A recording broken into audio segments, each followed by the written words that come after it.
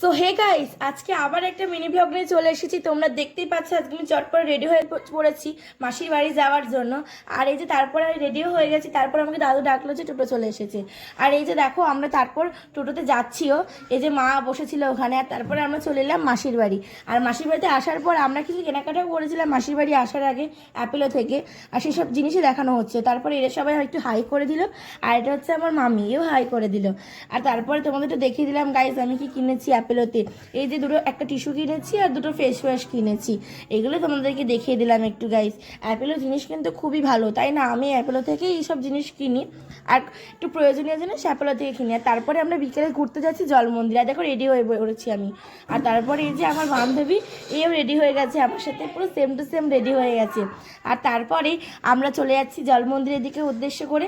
আর এই যে তারপর আমরা কিছু ছবিও তুলে নিলাম গাইস, দেখে নাও একটু ছবিগুলো। আর তারপরে আমরা চলে যাচ্ছি জল মন্দিরে আরেকটা অংশ ঘুরতে। আগে তোমরা জল মন্দিরের প্রথম অংশটা দেখে নাও, তারপরে আমরা জল মন্দিরের দ্বিতীয় অংশটা তোমাদের দেখাবো। আর এই যে গাইস এই শিব মন্দির দেখো, জাস্ট কি সুন্দর লাগছে দেখতে, খুব সুন্দর। আর সবাই একবার হর হর মহাদেব বলে দিও। আর এই যে দেখো এখানে একটা ফরেস্ট মতো ছিল, যেখানে কিছু হরিণ ছিল। আর এই যে ঠাকুরটা, রাধাকৃষ্ণ ঠাকুরটা খুব সুন্দর দেখতে। আর এই যে গাইস আমরা চলে যাচ্ছি জল মন্দিরের আরেকটা অংশতে। তোমরা দেখতেই পাচ্ছি সব মামি, মা, মাসি সবাই যাচ্ছে। আর দেখো গাইস খুব সুন্দর। আর এখানে হচ্ছিল সন্ধ্যা আরতি, তোমরা দেখতে দেখতে চলো।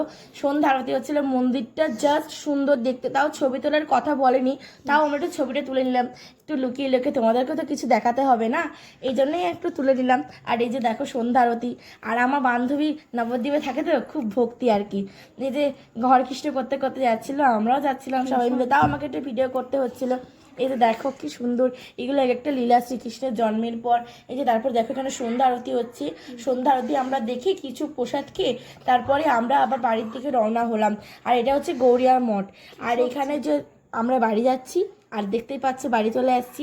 আজকের মিনি ব্লগটা এইটুকুই। বাই বাই গাইস, সবাই ভালো থেকো, গুড নাইট।